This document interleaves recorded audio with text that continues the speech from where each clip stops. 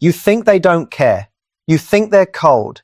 You think they're just not that into you. But what if I told you that the moment an avoidant starts acting distant, starts pulling back, starts going quiet on you, that might actually be the moment they are falling the hardest? Stick with me, because what I'm about to share is going to completely change the way you see avoidant behavior forever. Here's the thing nobody talks about. Avoidants don't fall in love the way you do. They don't send you flowers and tell you how they feel over a candlelit dinner. No, they test you quietly, secretly, in ways that look like rejection, but are actually something completely different. And if you don't know what to look for, you will walk away from someone who is actually falling for you without even knowing it. So today, we are breaking down the 7 ways avoidants secretly test you when they fall in love. These are not obvious. These are not things they will ever admit to. But once you see them, you cannot unsee them. And more importantly, you will finally know how to respond. Before we go any further, drop the word ready in the comments right now. Not because we are asking you to, but because if you have been confused by someone who runs hot and cold, who gets close and then disappears, who seems interested one day and gone the next, that one word tells us you are in the right place. We are also on a mission to reach 1,000 subscribers, and we are not close yet. So if this content speaks to you, hit subscribe right now, because we need your support to keep making videos like this one. Now let's get into it. Let's start by understanding something fundamental about the avoidant mind. Because without this context, the 7 tests are going to feel random and confusing. But with this understanding, everything clicks. Avoidants grew up in environments where love felt unsafe, where being vulnerable meant being hurt, where getting too close to someone meant eventually being disappointed, smothered, or rejected. So their nervous system did what nervous systems do. It adapted. It built walls. It created distance as a survival strategy. And here's the cruel irony of it all.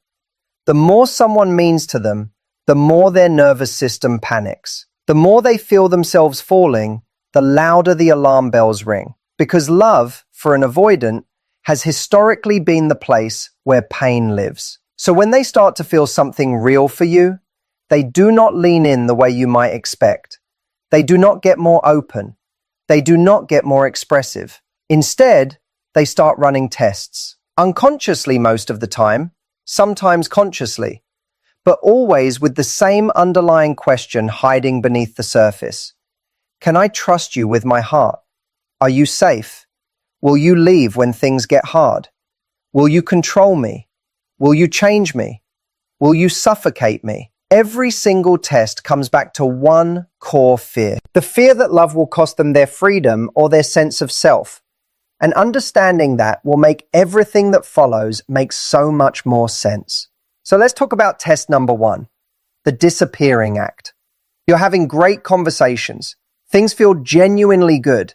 There is a real connection building. And then suddenly, nothing. They go quiet. They pull back. The messages slow down or stop entirely. Plans get cancelled. And you are sitting there wondering what you did wrong, replaying every single conversation, trying to find the moment it went sideways. Here is what's actually happening. They felt things getting real.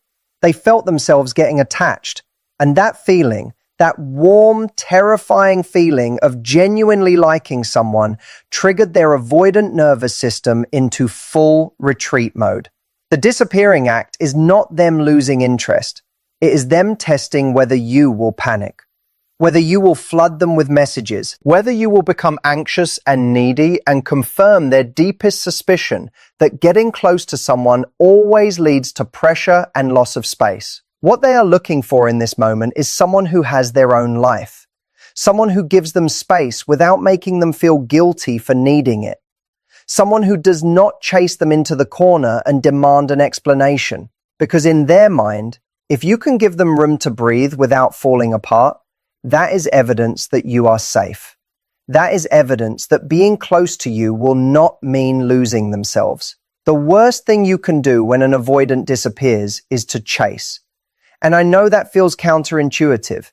I know every instinct you have is screaming at you to reach out, to check in, to make sure everything is okay. But that chasing behavior, even when it comes from a completely understandable and loving place, confirms their fear. It tells them that closeness comes with strings, that connection comes with demands. The right move is to stay grounded. Live your life. Send one low-pressure message if you need to, and then let it land. Do not spiral. Do not text 5 times. Do not show up acting like their silence has destroyed your world. Be the person who is secure enough to give space without making them pay for needing it. Now, test number 2 is one that catches almost everyone off guard. This is the independence test. An avoidant who is falling for you will suddenly start putting a very deliberate spotlight on how independent they are. They will make a point of telling you about plans they made without you. They will casually mention that they prefer doing certain things alone. They will talk about their need for space, their need for freedom, their need to not have their whole life tied up in another person. And it can feel like they are telling you that there is no room for you. But that is not what is happening. What is happening is they are watching your reaction. They are testing you to see whether you are the kind of person who needs to be everything to them, or whether you are the kind of person who actually has a full life of their own and will not try to consume theirs. Avoidants are terrified of the relationship that becomes their whole identity. They have usually had experiences or watched people around them have experiences where 2 people merge completely and one of them, usually the one they identify with, loses themselves entirely in the process. And they swore they would never let that happen to them. So when they are falling for you and they show you their independence, they are not pushing you away. They are quietly asking you, can you love me without needing to own me? Can you be close to me without making me feel trapped? The way you pass this test is honestly kind of liberating if you think about it. You celebrate their independence. You do not sulk when they have plans that do not include you. You do not make them feel guilty for wanting time alone. You have your own friends, your own interests, your own sense of self that does not depend on them being present at every moment. You show them that 2 whole people can exist in a relationship without one consuming the other. And here is the beautiful side effect of that. The more secure they feel that you will not try to take over their life, the more they will actually want to let you into it. Test number 3 is the vulnerability trap. And this one is subtle, really subtle. At some point in your connection, an avoidant who is falling for you will share something personal. It might be small. It might not even feel significant in the moment. A passing comment about their childhood, a brief mention of something that hurt them once, a quiet admission about a fear or a failure, and then they will immediately pull back. They might change the subject. They might make a joke to deflect. They might go quiet for a moment and then pivot completely. What just happened was a test, a vulnerability test. They cracked the door open, just a little, just barely, and they are watching to see what you do with it. Do you kick the door wide open and start asking a million questions? Do you make it a bigger deal than they wanted it to be? Do you treat it like a wound that needs fixing? Or do you receive it gently and let it exist without turning it into a whole thing? Avoidants have usually had the experience of opening up and then regretting it, either because someone used their vulnerability against them or because someone made such a fuss over it that it felt uncomfortable and embarrassing, or because opening up felt like losing control. So they are conditioned to test the waters before they wade in. The way you pass this test is to receive what they share without making it heavier than they intended. Acknowledge it warmly, show them you heard it, but do not treat it like a crisis. Do not immediately go into problem-solving mode. Do not start projecting your feelings about it onto them. Just receive it, hold it gently, and let them lead the pace of how deep the conversation goes. If you do that, if you prove that sharing something with you does not turn into a whole production, they will share more, slowly, on their own timeline. but they will open the door wider because they know you will not knock it off its hinges. Test number 4 is the loyalty test. And this one can feel brutal when you are on the receiving end of it. An avoidant who is developing real feelings for you will at some point create a scenario, sometimes deliberately, sometimes not, where they are watching to see whether you take their side or whether you abandon them. It might be a disagreement. It might be a situation where someone else in your world has said something about them or done something that affected them, and they are watching to see how you handle it. Or it might simply be a moment where they are going through something hard and they are watching to see whether you actually show up or whether you disappear when things get complicated. This test is rooted in one of the deepest avoidant fears, the fear of being abandoned when they are at their most vulnerable. Remember, avoidants learned early that the people who were supposed to be there for them were not always reliable. So they carry this deep suspicion that the moment they really need someone, that person will not be there, or worse, will actually make things harder. So when they are falling for you, they are watching. Are you consistent? Are you someone who shows up not just when things are easy and light and fun, but when things get hard? Are you someone who keeps your word? Are you someone they can actually count on? Passing this test does not mean you have to agree with everything they say or do. It does not mean being a pushover. Loyalty to an avoidant is not about blind agreement. It is about consistency. It is about being the kind of person who follows through, who means what they say, who does not disappear when the weather gets rough. If you want to pass this test, be reliable. Do what you say you are going to do. Show up when you say you will show up. And when there is conflict, handle it without making them feel like you are going to walk out the door every time things get uncomfortable. Now we are at test number 5, and this one might be the most commonly misread of all of them. This is the conflict test. An avoidant who is falling for you will at some point pick a fight or create a situation that starts one. It might feel completely out of nowhere. Things will be going well, and suddenly they will say something sharp. Or they will disagree with something in a way that feels disproportionate. Or they will bring up a criticism that seems random and unnecessary. And you will be standing there completely confused, wondering where this came from and whether this is the beginning of the end. It is not. In most cases, it is actually the opposite. When an avoidant tests you with conflict, what they are really testing is your emotional regulation. They want to see whether you escalate or whether you stay grounded. They want to see whether one argument means the whole relationship is over in your mind. They want to see whether you can handle disagreement without it turning into a catastrophe. Because here is the thing. Avoidants have very often been in situations where conflict felt dangerous, where raising a concern or disagreeing with someone led to explosive emotional responses. And so they are terrified of what happens when the peace breaks. By creating a small conflict, they are testing the waters. They are seeing whether you are emotionally safe, whether you can disagree without destroying each other, whether the relationship is built on something sturdy enough to handle friction. The way you pass this test is by staying calm. Not dismissive, not cold, but calm. You engage with the disagreement without turning it into a war. You say your piece clearly and honestly without attacking them. And then you do not make them pay for it for the next 3 days. You let it resolve and move forward. If you can do that, if you can show them that conflict does not have to mean disaster, you are giving them something incredibly powerful. You are giving them evidence that being close to you is actually safe. Test number 6 is the future mention test. And this one is so sneaky because it is disguised as casual conversation. An avoidant who is developing serious feelings for you will drop tiny little mentions of the future into otherwise ordinary conversations. They will say something like, "You would probably love that restaurant. We should go sometime." Or, "I have always wanted to visit that city. Maybe one day." Or they will reference something months away in a way that casually implies you will still be in their life when it comes around. And then they will watch. They will watch to see whether you grab onto it too hard, whether you immediately start planning and scheduling and turning a casual comment into a commitment. Because if you do, they will panic. That is too fast, too close, too real, too soon. But they will also watch to see whether you completely ignore it.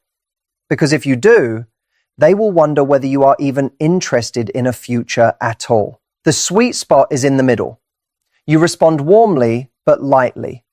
You match their energy. If they mention going somewhere together someday, you smile and say, "That sounds great," without immediately pulling out your calendar. You let the future exist as something nice on the horizon, without making it feel like a contract they have to sign right now.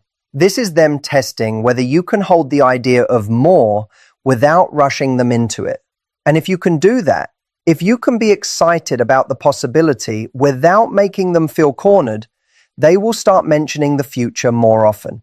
And those mentions will start to feel less like casual comments and more like real plans. Now we are at test number 7. And this is the deepest one. The one that sits at the core of every other test they have ever run on you. This is the acceptance test. An avoidant who is falling in love with you will at some point show you a part of themselves that they expect you to reject. It might be a flaw they are ashamed of. It might be a habit you have probably noticed and wondered about.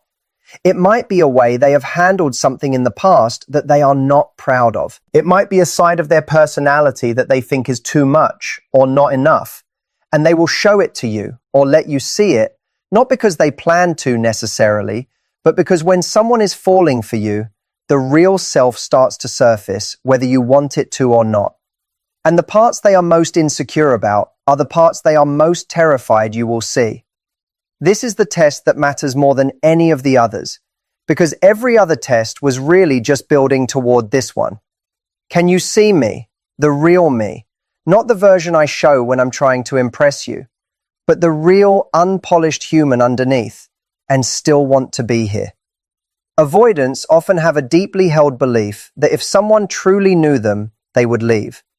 It is a belief that usually formed in early experiences where they were made to feel like their true self was not acceptable or lovable, and it drives so much of the distance they create.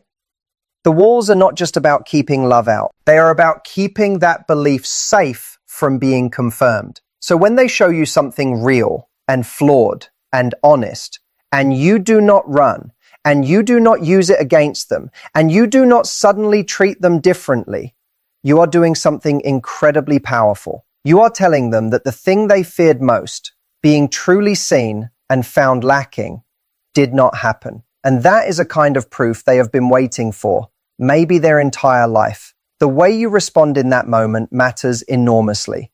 Not by telling them that their flaws are not real, not by immediately reassuring them to the point where it feels performative, but by simply continuing to be there. By treating them like the same person you have always seen, by not making a huge dramatic moment out of something they showed you quietly. Just stay.